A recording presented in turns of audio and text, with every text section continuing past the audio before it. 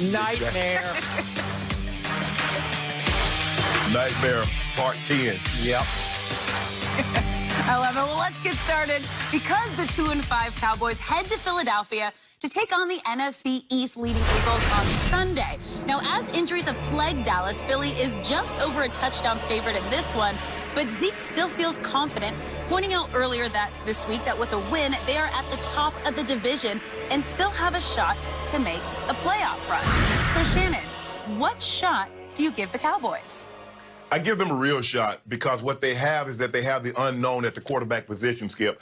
Basically, you're going to have to go back and look at his college tape, but when you look at his college tape, you're going to say, okay, how the Cowboys going to use him. Skip, when you had Andy Dalton, you had 9, 10 years of footage of Andy Dalton. Andy Dalton is a pocket quarterback. What he's going to do, he's going to drop back. They're not going to move the pocket. He's not going to roll out. He's not looking to scramble. You got a guy, yeah, he's from James Madison, but you have no tape. He only threw, what, 3 passes last week against the Washington football team? So you really don't know. He's the unknown. So how exactly are they going to use him? Are they going to move the pocket? Are they going to allow him to run? How are they going to use him? Are they going to get a heavy dose of Zeke? Or I'm thinking they're going to give a heavy dose of Zeke, but you really don't know. And so that's the uncertainty of what the Eagles are going up against. Now, the Eagles on their side, Skip, they're going to do what they do. They get after the quarterback and they play the run on the way to the quarterback. And that's the weakness of the defense that Jim Schwartz runs, is that you can run on that defense, but you need to be ahead of the sticks and you don't need to fall behind, because when you fall behind, they pin their ears back with Fletcher Cox, Barnett, Brandon Graham. They come get after the quarterback. For me, when I look at this, Skip, this going to come down to this. The Cowboys don't take the ball away. And so walking to him does not need to give them the football, because they ebb and flow. It's not like they got great receivers. They got guys that you don't really know.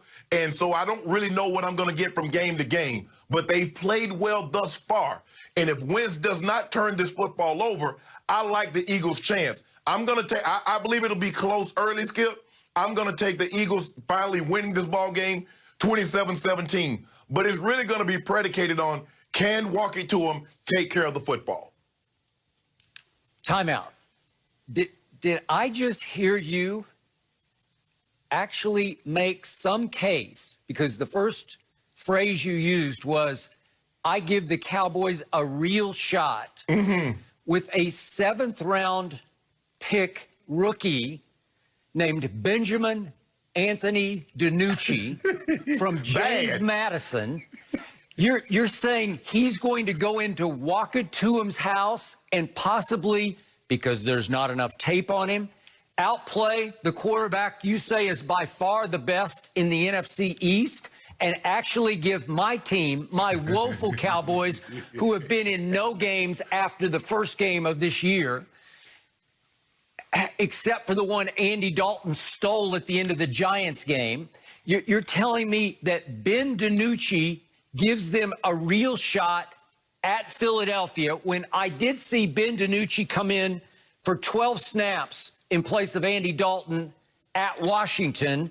And I saw him, I'll give you this, he completed 2 of 3 passes for 39 yards, but in 12 snaps, he got sacked 3 times and fumbled twice, and the Cowboys fortunately recovered both fumbles, or it would have been much worse than 25-3. My team scored 3 points against a woeful Washington football team. And you're making a case Ben DiNucci has got a quote-unquote real shot? Are you kidding me? No, Skip, actually, I'm not kidding you, because here's what happens, is that sometimes when you're down to your 3rd quarterback, the opposing team underestimates you, and they're like, okay, we got this. There's no Dak, there's no Andy Dalton. And I remember a 6th-round guy that people underestimated, a guy by the name of Tom Brady. Now, I'm not saying bad. Skip, he goes by the acronym of BAD, Ben Anthony DiNucci. He's a bad boy. I'm afraid he might just be really bad. Well, I hope in this instance he is bad. But Skip, having having been in situations like this before, I've seen it happen where you're underestimating the guy's ability and they call the perfect game. He plays really well within himself. You've underestimated them, and before you realize that you're actually in a ball game, it's too late. He's playing with such confidence. The team is playing with such confidence. Now, if they get out there and play and they squash his confidence early, well, this game could be a runaway. But the longer they leave the Cowboys in this game, the more it works to their detriment. Okay, so I'm going to give you a quick hark back for longtime Cowboy fans to something that would be, dare I say, eerily similar, Halloween similar. The only thing I can compare this to was a Thanksgiving game. I believe it was in 1975, and it was Clint Longley? Yep, Washington at Dallas, and big Thanksgiving Day, late day stage, and Clint Longley came in for the great Roger Staubach and threw a late touchdown pass to Drew Pearson to steal the game from the then Washington Redskins.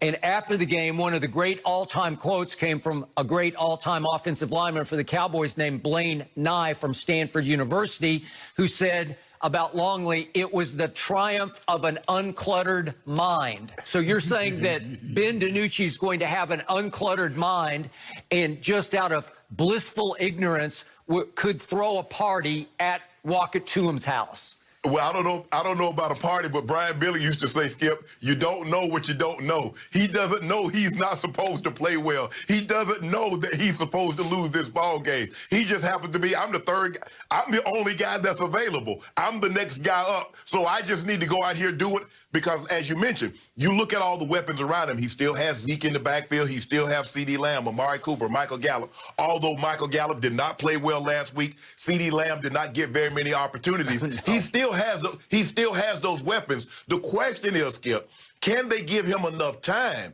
Can they hold up long enough to give him more than 3 steps? Because a three-step drops are not going to cut it. You're going to have to be able to push the ball down the field. Shannon, all I know about Ben DiNucci is that he started at Pitt. He's from the Pittsburgh area, and he flamed completely out at Pitt and had to transfer to James Madison. James Madison did give us one of the NFL greats, Charles Haley, who helped the Dallas Cowboys win 3 Super Bowls, obviously, and 49ers, a few himself. But the point is that, I'll give you this, Ben DiNucci last year in the Colonial Athletic Association was the MVP of that league, the player of the year for that league that year. Okay. And he made it all the way to the FCS championship game against Walkatuum's North Dakota State, now led by Trey Lance, who I think is going to be like a top 5 pick as a quarterback. Right. And North Dakota State did win that game. DiNucci played okay, so at least he's been in that big of a game. But Shannon, this is Fletcher Cox and Brandon Graham and Derek Barnett and Malik Jackson and Josh Sweat, and they come from everywhere in that wide 9. They are going to terrorize this poor kid. And he said that DiNucci said he ran into Dak yesterday at the Cowboy facility, and that Dak's advice was, just do you. Well, the Eagles are going to do him too, because they're going to do him every way but loose. Go ahead. Skip, what if he asked Dak, well, who am I? Yeah, you say do me. Who am I? I agree. So, Shannon Sharpe, here's my problem. Yes. As a lifelong Cowboy fan, at least since I was 10 years of age, what evidence do I have that they have any shot in this game? Because the last time I watched Dallas at Philadelphia was late last year on December 22nd with my quarterback still at the helm. Dak Prescott played that game. He did have a bum shoulder, but he played. And what happened? The Eagles won 17-9. Dak Prescott managed 9 points at Philadelphia. So how can I think that Ben DiNucci is going to outscore Dak Prescott? Because you gave them, what, 17 points? So he's going to almost double what Dak got against Philadelphia.